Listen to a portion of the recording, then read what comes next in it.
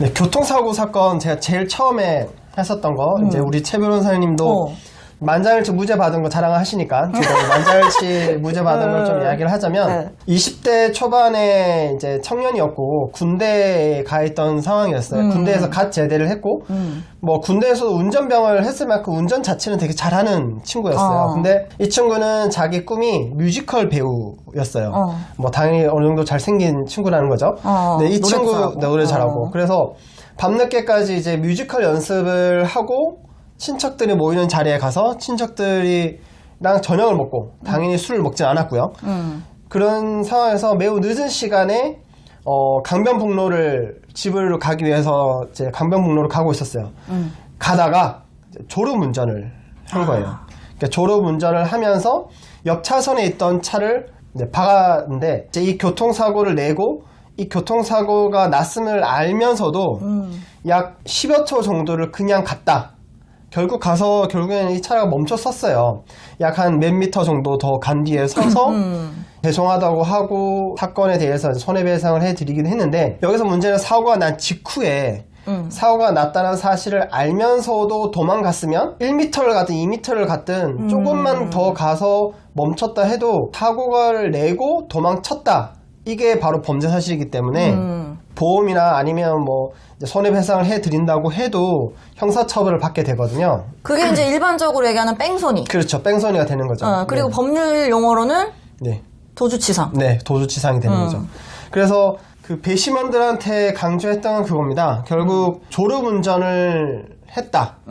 졸음운전을 하는 상황에서 차가 일단은 서로 이제 부딪히면 쿵 하고 한 번은 반동에서 움직이긴 하거든요. 그렇죠. 이 반동의 움직임 정도로 얘가 잠을 깨고 교통사고가 났다는 사실을 우리가 일반적으로 인식할 수 있다고 볼 수 있는지를 여쭤봤던 거예요.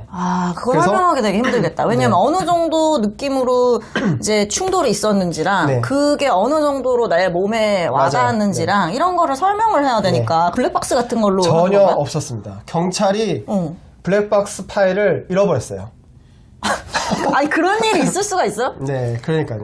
이제 수사기관이 증거 관리를 좀 철저하게 하는데 왜냐하면 블랙박스에는 영상을 경찰한테 줬기 때문에 이 피고인은 계속 블랙박스 SD 카드를 꽂아놓고 썼어요. 그러니까 사고 당시 영상은 삭제가 된 거죠. 경찰한테 줬으니까 내가 별도로 백업을 해놓을 필요는 없다라고 본 건데 근데 경찰이 그 원본 파일을 잃어버린 거죠.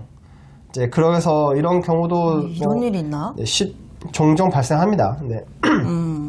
문제는 그렇게 잃어버려도 아무런 징계나 처벌을 받지 않는다는 게 더 큰 문제라고 생각을 해요. 자, 그러면 제가 이 국민참여재판을 할 때 좀 주요하게 쟁점을 본 건 배심원을 어떻게 고를 건가였거든요. 배심원 선정 절차. 네. 배심원들을 운전면허를 가지고 있는 사람이 다수를 차지하게끔 하려고 했어요. 운전에 대해서 알아야 되니까. 그리고 운전을 약 한 5, 6년 이상 해보신 분들은 졸음운전 한 번 이상은 다 해봅니다. 그리고 졸음운전을 했을 때 그 감각을 알아야만 여기서 이 피고인이 인지를 했을까 안 했을까를 알 수가 있거든요. 잠에 취해 있는 상태잖아. 그렇죠. 그런 걸 경험해 봐야만 알 수 있는 거니까. 그래서 운전면허가 없는 분들은 배제를 시키려고 했어요. 근데 이제 변호인이나 검사는 이유를 대지 않고 배심원을 빼달라고 요청할 수 있는 걸 3명까지, 4명까지 할 수가 4명. 있거든요. 무이유부 네. 배제 신청. 배제 신청. 네. 그런데 이 티켓을 제한적으로만 쓸 수가 있으니까 잘 살펴봐야 되는 거예요. 그래서 면허증이 있는 사람이 유리하다고 검사가 판단하면 검사가 알아서 면허증 없는 사람을 빼주는 거죠. 실제로 그 제가 했던 사건에서도 검사가 스스로 면허증 없는 사람을 빼더라고요. 왜 그랬을까요, 그거는? 그거는 이제 운전에 대해서 좀 안다면 이 사람 우리랑 저랑 완전히 정반대로 생각을 한 거죠. 거구나. 이 정도의 뭐 사고가 나면 몰랐을 리 없다. 이렇게. 네, 그렇죠. 그게 이제 아무래도 배심원 선정 절차에서 우리한테 유리했던 거고요. 그리고 여기서 하나 더 했던 건 배심원들 중에 20대 청년을 자녀로 두고 있는 사람을 선정하려고 노력했어요. 왜죠? 왜냐하면 이 친구가 밤새 뮤지컬 연습하고 돌아다니는 걸 자기 꿈을 위해서 노력하는 친구잖아요. 그러면 이런 거를 지금 현재 겪고 있는 사람은 사실 배심원에 나올 수가 없어요. 배심원에 나오면 하루 정도 자기 일을 다 빼야 되는데 자기 꿈을 위해서 열심히 노력하고 있고 일을 하고 있는 청년이 나올 수는 없고 그렇다면 나온 사람 중에 20대 청년을 키우고 있는 부모님, 우리 아이가 얼마나 애쓰는지 아는 사람. 아는 사람. 그리고 충분히 졸음운전 했겠다. 그 상태라면 우리 애도 좋은데 라는 거를 최소한 관찰할 수 있었던 사람으로 했죠. 근데 이게 애 키우시는 분 손드세요 라고 해서 하면 너무 티가 나기 때문에 배심원들 이제 그 설문조사를 예비 배심원들한테 다 돌려서 법원이 받은 걸 우리한테 주거든요. 그럼 그 자료를 보고 거기에 가족 관계를 일단 쓰게 돼 있어요. 맞아. 그래서 가족 관계를 보고 20대 청년을 자녀로 두신 분들의 번호를 파악해 둔 다음에 사전에 이렇게 체크를 해주셨구나.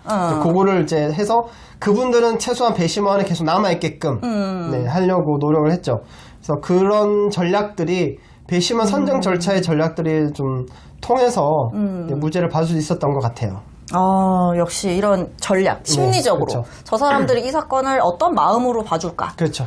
그런 것까지 생각을 해야 돼서 이 국민참여재판 이게 그래서 어려운 것 같아요. 맞아요. 네, 단순히 PPT를 준비하고 설명하는 거야. 뭐 우리 변호사들이 설명하는 게 늘 말로 일이니까. 사는 그렇죠. 사람들이니까. 뭐 그걸 저 PPT 만드는 것도 시간이 걸린다 뿐이지 만드는 것 자체는 쉬운데 문제는 어떻게 설득할 것인가.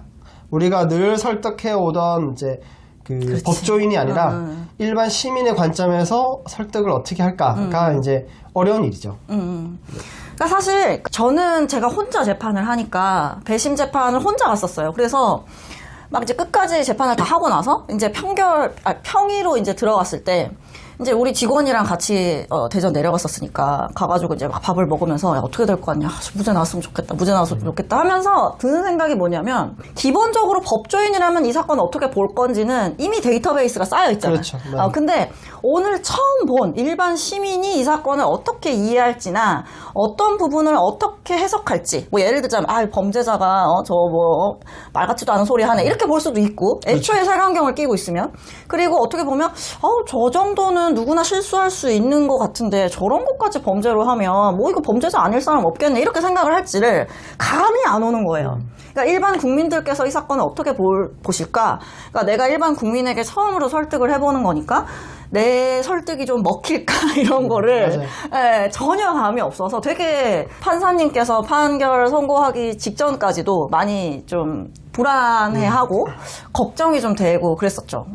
국민참여재판으로 좀 유명한 내용이 그 배드 파더스 사건. 이 국민참여재판으로 진행을 해서 무죄가 나왔었어요. 네, 그게 이제 훈련된 법관에 의해서 만약에 판단이 된다면 뭐 어쨌든 명예를 훼손할 수 있는 사실을 공표했다라는 것만으로 사실 유죄거든요. 근데 이걸 정말 형사처벌에까지 해야 되는 것이냐, 사회 공공의 이익에 대해서는 어떻게 볼 것이냐, 이 부분에 대한 판단을 이제 국민참여재판으로 해서 물었다라는 게 좀 주요한 내용이었고요. 이제 국민참여재판 배심원을 한번 하신 분은 그 다음에 배심원으로 불려갈 때 면제가 돼요. 5년 정도 면제가 된다고 그렇죠. 하더라고요. 그러니까 배심원은 한 번 했던 사람이 다시 하질 않아요. 법관은 한 번 했던 사람이 다시 하기도 하고, 그러니까 저 같은 경우에는 재판부 고정으로 들어가니까 제가 판단받았던 재판부한테 계속 의견서를 내거든요. 네, 그러니까 어떤 이제 방향성이나 이런 게 좀 읽히거나 보이긴 해요. 하지만 배심원은 늘 새로운 사람이 오시기 때문에 늘 그 사람마다 방향을 생각도 딱 할 수 너무 없죠. 다르고. 맞아요. 그래서 그게 어렵죠. 그렇지. 어렵습니다. 네. 그렇네요. 그러니까 배드 파더스 사건도 그렇죠. 법조인으로 봤을 때는 어쨌든 명예가 훼손될 만한 사실을 적시해서 맞아요. 네. 공표를 한 것이니까 법으로 따지자면 수학으로 만약 계산기 두들기듯이 뚝뚝뚝뚝 하면 무조건 이거는 명예훼손이 안타깝지만 그렇죠. 안타깝지만 그리고 이걸 실제로 처벌을 할지 선고유예를 줘서 그냥 뭐 유죄지만 선고유예 정도로 선처를 할지의 문제만 남은 것이지 이걸 맞아요. 무죄라고 볼 수는 없는 거죠. 그렇죠. 양형으로만 이제 볼 수가 있는 거죠.